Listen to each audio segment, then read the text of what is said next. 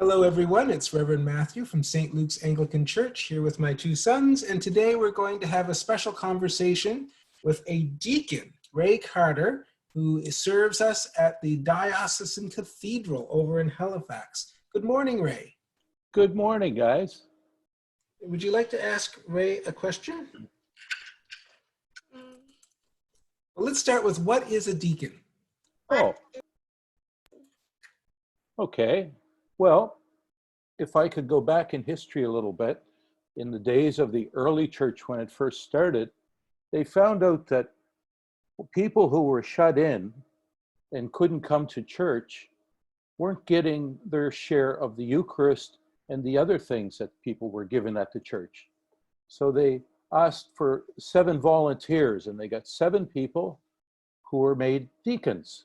And the apostles told them, now you go and you take communion to these people, and you go and look after the widows and the prisoners and shut-ins and the poor, and make sure that they have something. And so that's what deacons started to do. And we still do that. What does a deacon do? What does a deacon do today? Well, today, the deacon serves as what we call a bridge. You know what a bridge is? It connects 2 things. Well, deacons are a bridge that connects the church and the world.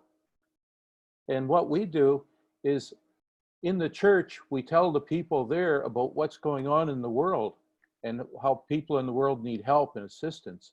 And when we go out into the world, we tell people about the church and about Jesus.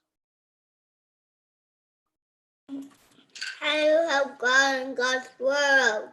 How do you help God in God's world?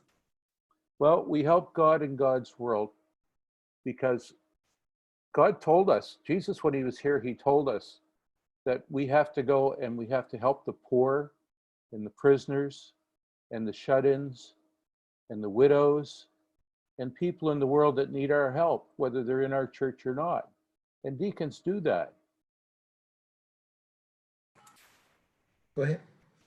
What What do you find challenging? do you find challenging?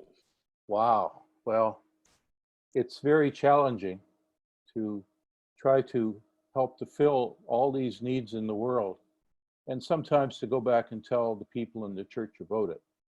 There are so many people out there who need help, who don't have a place to live and don't have any food and are ill and are in jail and things like that, that there's so many people that there's not enough deacons to do it.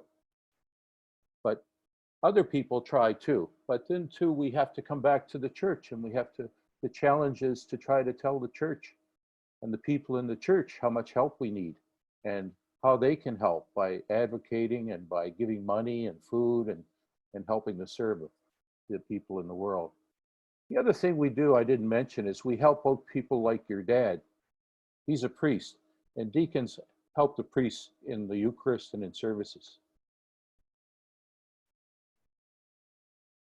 What brings you joy? Well, I'll tell you what brings me joy. When I'm going out and doing these things in the world, it gives me great joy to know that Jesus is right there with me and I'm not alone. And that makes me really happy. Well, thank you, Ray, for answering our questions. We lost one of them, but I was wondering if you just wanted to say a quick word about that nice picture in your background. Okay. This is a picture from the top of a mountain on something called the Camino. And the Camino is what we call a pilgrimage. A pilgrimage is a journey that one goes on to try to find more meaning in life and try to discover more about themselves and about God. And a couple of years ago, my wife Heather and I went on this pilgrimage, and we walked 800 kilometers. And we saw lots of things like what's behind me across the country, and we had a wonderful experience and a wonderful journey in pilgrimage. 800, that's a long, long walk, isn't it?